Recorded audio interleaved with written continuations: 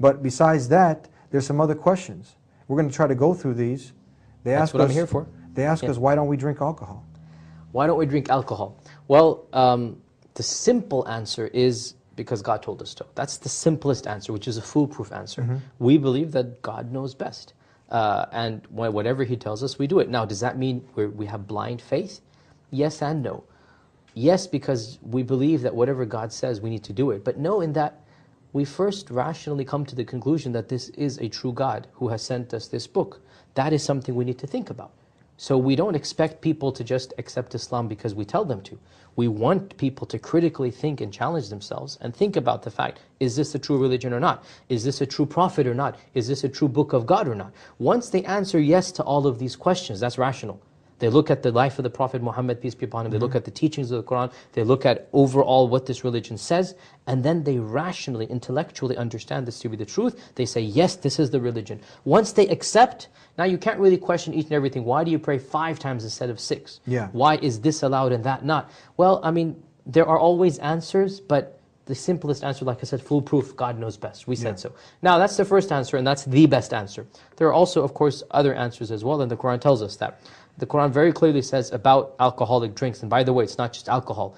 In our times, drugs, anything that intoxicates the mind, that makes a person... Marijuana. Everything. Marijuana, coke, crack, hashish, everything is out of the question. Any of these things are severely prohibited in our religion. Because I've heard some people actually say that it doesn't say now that you can... These are Muslims trying to justify things. There are no scholar who says this, no reputable legal authority says this. And of course, God says so in the Quran quite clearly that there is some benefit in alcohol. Nobody denies this, those that drink it. I mean, there is some benefit in alcohol. But God says the evil is much more than the benefit. The harm is more than the good.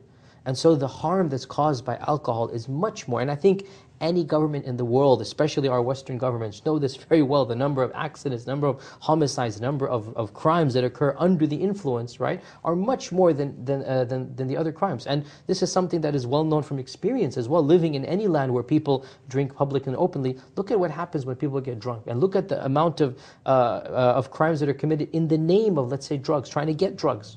Right, people will literally sell their own kids in order to get those drugs. We see this in front of us. So God says in the Quran, there might be some benefit, you might get high, but the harm is greater than the benefit. We see that all around us. Murder, rape, and most of the people are under the influence. Yeah, exactly. You mentioned the government. Didn't the government try to ban alcohol at one point? It did, and it goes to show you that man-made laws are always going to be, trying to be fine-tuned and tinkered with, and that's why we believe as Muslims that the law of God is perfect, because it doesn't need to be changed and tinkered with.